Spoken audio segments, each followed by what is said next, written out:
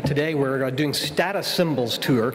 My name's Jeff. I'm the Himalayan curator here at the museum, and I'll be taking you on a thematic exploration of status symbols in the museum's collection. I just want to tell you to start off with, this is by no means a template for a tour that you should use. Rather, it's a way of taking the theme of status symbols, looking at it quite deeply using objects in the collection, and then using that understanding to make your own tours. So this is all about empowering you to be creative and to engage the visitors in an effective kind of way.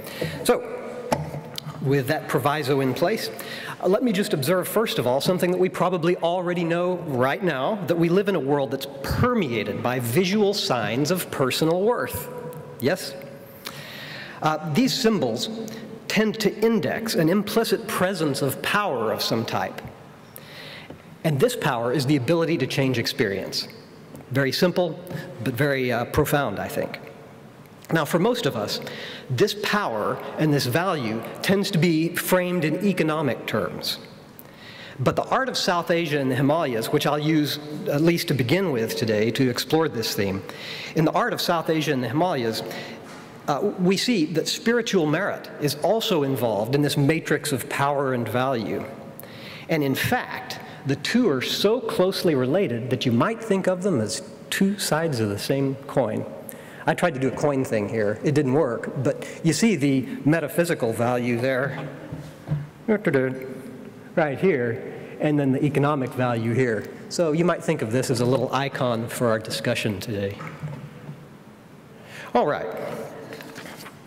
Now, some pretty stark modern examples may make the point about the conjoined nature of spiritual and economic value in status symbols. So let's start off with something we're all familiar with, the dollar bill. Now, we think of the dollar, or money in general, as being, you might call it the entire matrix of the ordinary world. It's what holds the ordinary world together. But what's it made out of? What is a dollar bill made out of? Paper, and what else? Paper, ink, and what else? The symbols, right? And that's really the key here. And in fact, these are sacred symbols. So what does the presence of a sacred emblem, like the pyramid and In God We Trust, what does that say about money? What does the presence of those symbols on an otherwise worthless piece of paper say about money? By the way, I really like the conversational thing, so please be interactive here, and that may be a good model for how to work your tours too. What does the presence of these sacred symbols on an otherwise secular object say about that object? Or God. Oh, wow, that's great. Yeah, as good as gold or God. And it says something more too, that this thing wasn't made by humans, it's just there, right? In the structure of the universe, it's just there. Well, we can think about that some more. So when we take a look at the dollar bill, we can ask ourselves, is this thing sacred or secular? Well, is that a proper question? The answer, of course, if someone says, is it sacred or secular, you say, yes, it is, both at the same time. It's a status symbol. Now, the dollar bill by itself is, of course, not a status symbol, except in an extended kind of sense. So let's take the modern status symbol par excellence. The automobile, the buggy, the fancy buggy. In this particular fancy buggy, and I thought this was so neat when I found the image because it says symbol, status, symbol, infinity. It's just great. What you end up having is a metaphysical concept, the concept of infinity, linked to a conventional icon that indexes the hidden presence of what? Value and, well, and we can sure tell by the great big engine here, power. Yeah. Power and value, that's what status symbols are all about. So let's see how this plays out in the collection here at the museum.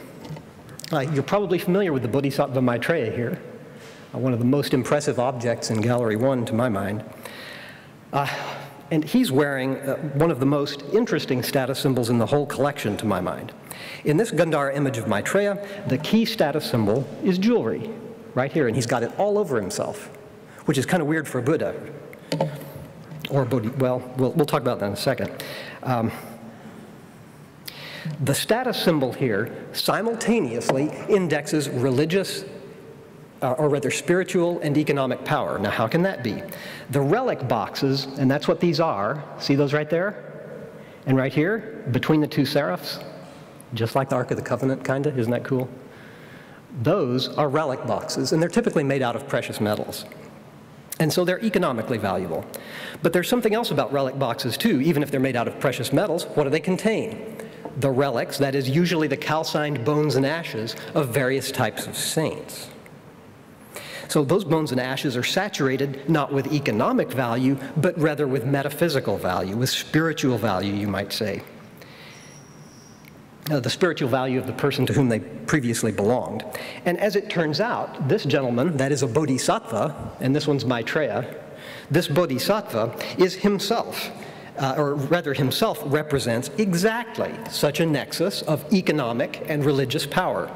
How is that? It's because he is a potential Buddha. He can become a Buddha. He will become a Buddha in the future. Why is he a potential Buddha? Because he has a great big store of religious merit, which is, of course, what he's got in here, too. So, again, he's a condensed icon of religious and economic and spiritual value together, all in one. But he's got this huge store of merit. This is the invisible substance that mediates religious status in Buddhist India. And it does this in a manner exactly similar to that in which capital mediates economic status. And in fact, this particular bodhisattva, Maitreya, has gotten his store of merit precisely through economic activity. What? Here's how it works. First, state the text that we understand this particular image from. First, state the text. Economic activity on the part of a bodhisattva, this guy, generates wealth. Bodhisattvas can get rich. Then, wealth creates merit when it's donated. So if you've got a bunch of money and you donate it, you get merit in return. You're sort of making an exchange. Wow, which is pretty interesting in itself. But wealth creates merit when it's donated in service of Buddhist ideals. And when you've accumulated huge amounts of merit that have been accumulated over 3 great big eons in Buddhist thought, then the bodhisattva can enter his last birth and become a Buddha.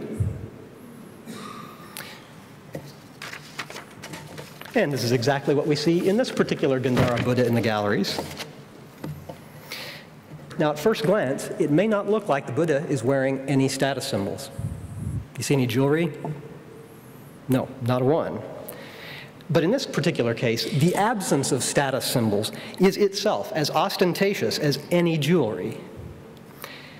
The absence of jewelry here means that the Buddha has abandoned jewelry as a symbol of his previously royal status. He's given it all up to get it all back, you might say. We'll come up against this point several times today. So he renounced all of his jewelry for his enlightenment quest. But this abandonment of status symbols has itself produced a status symbol that's attached to him. He's born with it, as it were. And there it is, right on the top of his head. This is called, I'm not going to throw too many Sanskrit words at you, but a few of them are important. And they can be used in your talks, but make sure you do it sparingly. Use 1 or 2, or 3 at the absolute most. I'd say 1 or 2. This is an Ushnisha, and it's this cranial protuberance. What a terrible translation. A cranial bump right there on the top of the head. Now, along with other signs of Buddhahood, like, for example, webbed fingers and great big long earlobes, the Ushnisha is an inevitable outgrowth of what substance do you suppose?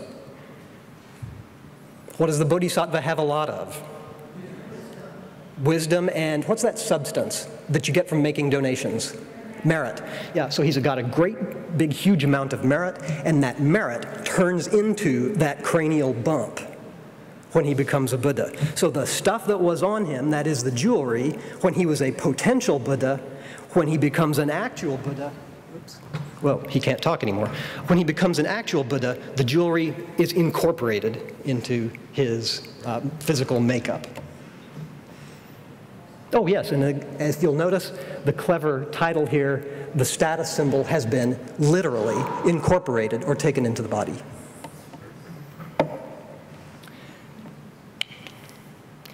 And in this case, there's something really interesting happening. You don't see any jewelry on here, but the Buddha himself has become the jewelry. Have you heard the term ratna before? R-A-T-N-A, ratna? It's Sanskrit for jewel. And this is exactly what the Buddha is called at this point. He's one of the jewels. He doesn't have them anymore, he is it. And this is way better than having. Being is better than having in this case.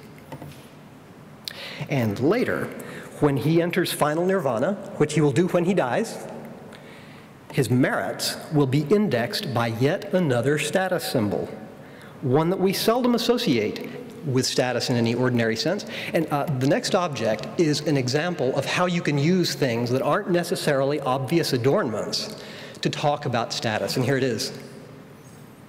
Ah, you got it. I heard somebody say that. Beautiful. Stupas. What does a stupa have to do with status? It's got everything to do with status.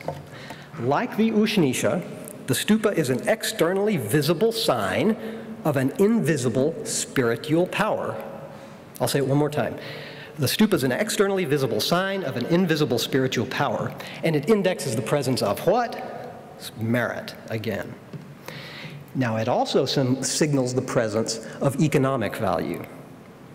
For typically, like in Maitreya's reliquary necklace, a stupa deposit, like right in here. Now, unfortunately, ours does not still have the relics.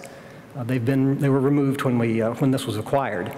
But under normal circumstances, when these things were deposited, in this thingy-do right here, in this cavity, you would find both relics and what else do you suppose you find in there? What would be the most amazing thing to find with a measure of spiritual value, a container of spiritual value? What's this? I heard the right thing out there. I wasn't sure where it came from. But it's money, gems. So you've got the relics, bones and ashes, and gems. And in this particular deposit, the two of them are sealed together, like they were two sides of the same coin. Now, there's been a lot of speculation here, and I think this is what's going on. What you've done is you've taken a little bit of economic value, and you've put it together with the relics of a saint. So what have you done to the saint? You've made a donation. You've given the saint economic value, virtually speaking. And so what have you generated a lot of? Merit again. It all comes back to merit, which is simultaneously sacred and secular. So, while the stupa may not be a classical status symbol in and of itself, it does signal the high spiritual and economic status of what lies within. That is, the relics and the gems that they're enshrined with. Now, in later periods, just to make this even more interesting, in later periods, the stupa comes to symbolize exactly what lies under the Ushnisha that it looks so much like. You see? Okay. The mind of the Buddha. So the stupa, that hemispherical shape there, comes to symbolize the mind of the Buddha. Do you see how that works? If you don't, we can talk more about it, but the link here is the hemispherical shape. There and there. Now, when the Buddha dies, when the Buddha enters final nirvana, this is the end. But happily, it's not the only end for a Buddha. For instead of going into a stupa and having your relics stuck in there for all eternity, the Buddha can be promoted. He can enhance his status, and he can replace that Ushnisha on his head, right there, with an even more exalted status symbol. Oops, we're not going to do that slide. It's too complicated. A crown. And that is exactly what we see. Oops, I didn't put the accession numbers on this slide. If you'd like them, I'll get them to you. But I'm sure you're familiar with these objects. That's exactly what happens right here.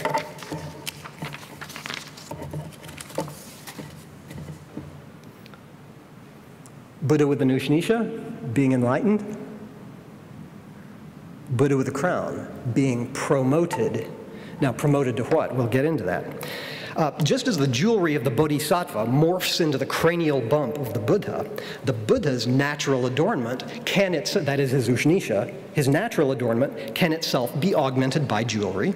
And in both of these sculptures, you'll notice, the Buddha is calling the earth to witness his merit, and thus his fitness for enlightenment.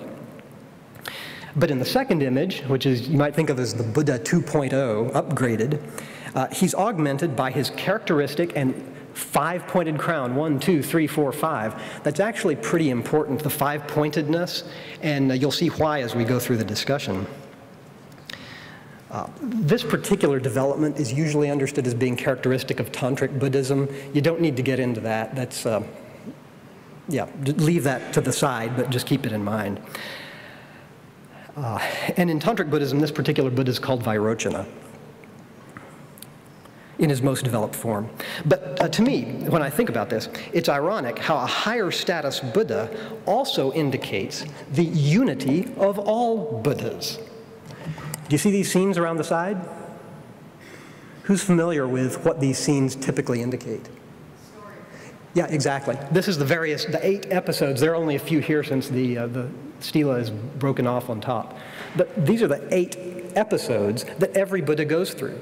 So the crowned Buddha is saying, hey, look, every Buddha goes through all these 8 stages. So in other words, all the Buddhas are one in him. Not to wax too theological there. They're all one in him. And here again, it's another great example of give it all up and get it all back, with interest, you might say, and in an apparently open-ended kind of way.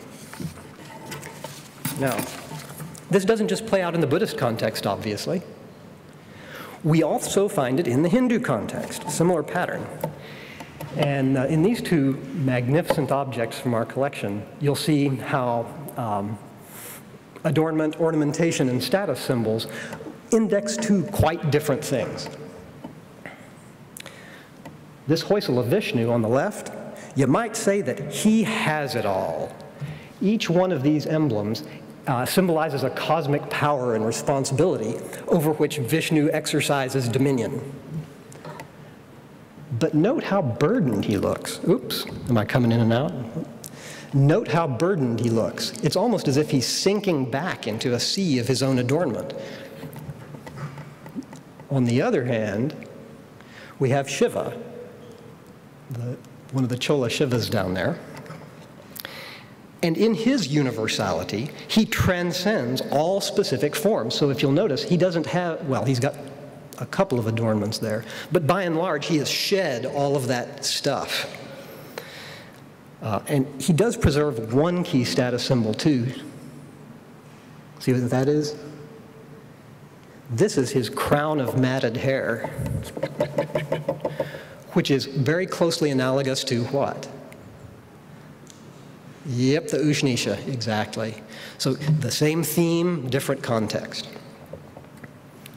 So like that of the Buddha, he's got his own crown, it's made of his own hair. And there's another key point here too. He hasn't lost all of his adornment, all of his status symbols, because in Shaivite practice, you become Shiva. Well, status symbols have a specific power. You get to become Shiva by taking on his status symbols. You become Shiva by wearing his beads, matted hair, threads. So it's as if the status symbol transforms you into the status it symbolizes. And one final note on this particular slide. When I was first thinking about this theme, it struck me that Vishnu on the left looks like, he doesn't really look happy.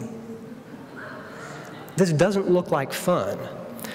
And what this shows us is the other side of power. With power comes, what does your mom always say, or my mom always say? With power comes responsibility. Yeah, right, exactly. And these things can be oppressive. And this is exactly what Shiva has jettisoned over here. And then to take that theme even a little bit further, if you want to, because Shiva has jettisoned all this power and responsibility, he is free to do whatever. This sort of makes you a cosmic lord. Now, going along with this theme of adornment having power, I want to switch to something that is quite secular indeed, the ring of Ranjit Singh. It would be quite wrong to conclude that ornamentation or status symbols are just for decoration in any way. And Ranjit Singh's ring here is truly a ring of power, for it touts Singh's, as you may know, it touts Singh's power over life and death. It talks about how Singh was able to take out 700 people. You know. So it's even possible that this particular ring signed and sealed warrants of just the type it describes. And power of this type hardly seems rooted in any sort of sacred value. Instead, it seems to exist for its own sake.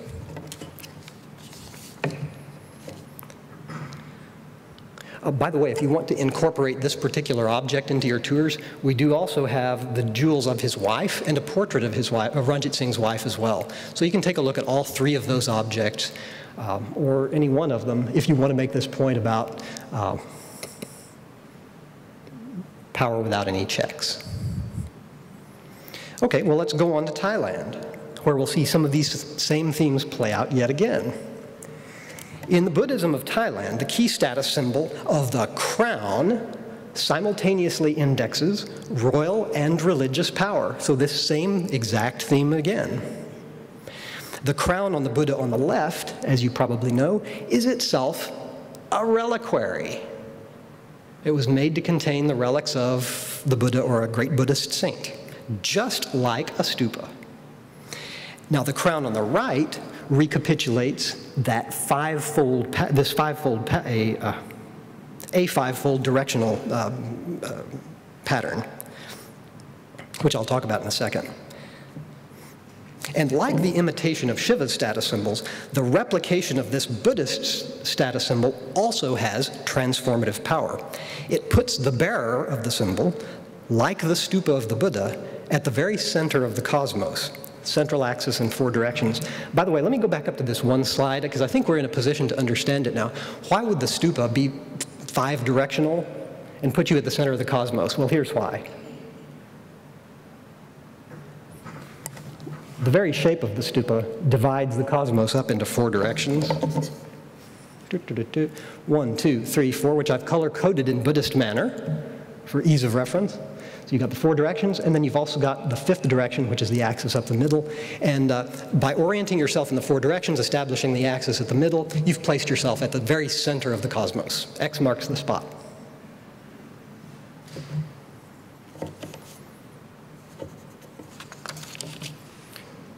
Now we can talk about the power of 5. Here's the 5-fold crown. We can talk about the power of 5 in the Himalayan galleries. Now, if you take a look at the Qianlong Buddha up here, you'll notice that it doesn't look like he has a great deal of adornment, but in fact, he's got some pretty impressive status symbols and adornment if you look closely. And in fact, the jewelry that he has replicates this same 5-fold cosmic pattern. How so? Well, he's got 5 different kinds of jewelry. 1, his crown. 2, his earrings. 3, his necklace. 4, his armbands. 5, his belt. 1, 2, 3, 4, 5, the 5 directions symbolized in status symbols.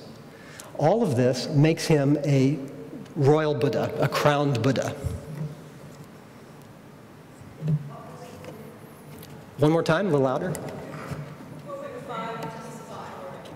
Oh, crown, earrings, necklace, armband, and belt. There are other lists.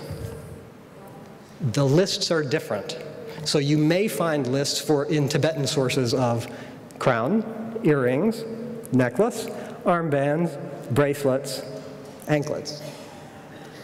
But whatever the precise configuration, the key is 5. If he's wearing the 5 directions, where does that put him? At the center. Yep. And so here the power of jewelry, the power of status symbols, the power of adornment is quite obvious. It has the power to take you back to the center. So in this case, the status symbol goes beyond merely indexing a status to actually creating it, which is pretty cool. Oh, I've also put the Swayambhu Stupa in our galleries here to illustrate the same principle. Wherever you find a stupa, there the fivefold center of the cosmos. 1, 2, 3, 4, and then the vertical dimension.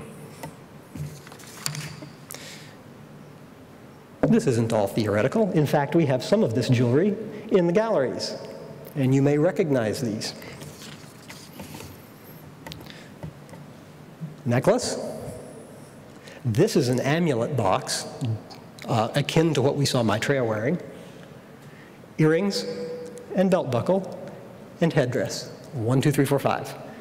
This is particularly interesting to me because you'll notice that both on the headdress and on the necklace, the key images are made out of turquoise, which in Tibetan thought is a living stone. It's not just a rock, it's a living stone. So whatever you make out of the turquoise is itself alive.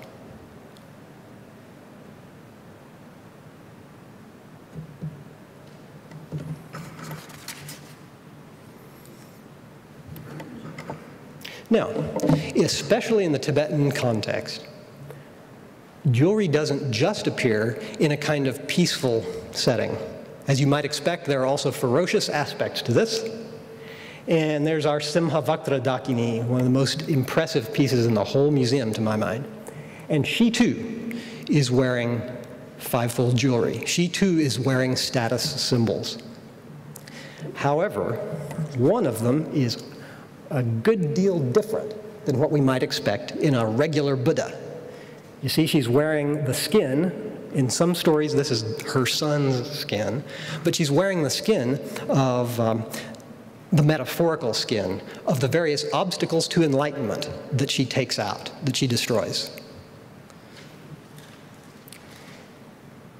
Now, a lot of people want to know why there are these ferocious forms, and here's why. In Buddhist thought, ferocious forms like this are taken on in order to destroy that which they resemble. So if you want to destroy something that's really nasty, you take on the form of the nasty thing. And that's what's happening right here. And the Tibetan formula is right here. She's equal to what must be tamed. In fact, if you take a look at all the ferocity oozing off her face, she is more than equal to what must be tamed.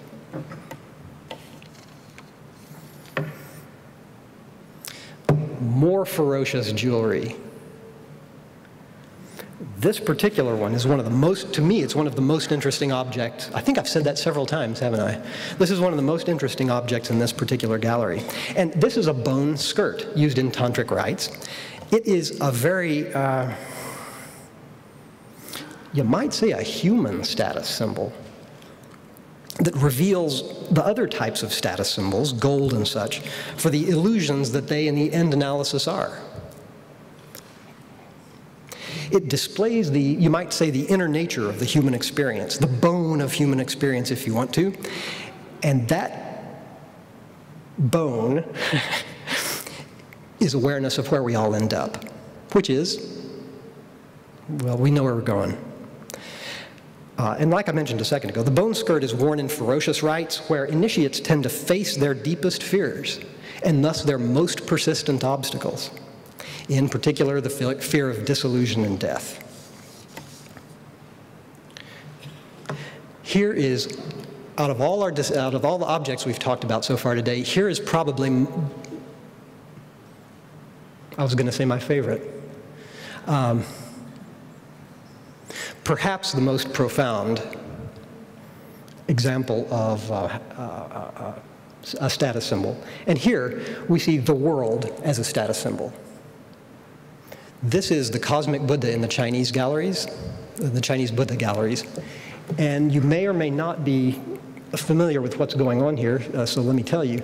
Right there at the center, do you see this strangely shaped thingy? Well, I've put the X marks the spot on there too, for reasons you'll see in a second. This, shaped like, there's a V and then like that. This is the central mountain of the cosmos. It's called Meru, M-E-R-U. But it too, just like the stupa, just like the fivefold crown, is at where in the universe? It's at the very center. Not only is this the center of the cosmos, but you also have down here the hells, human realms, heavens. This particular Buddha, who we've been calling the cosmic Buddha, is in fact wearing the entire universe as his status symbol. This garment is made out of the world. The entire natural world is here.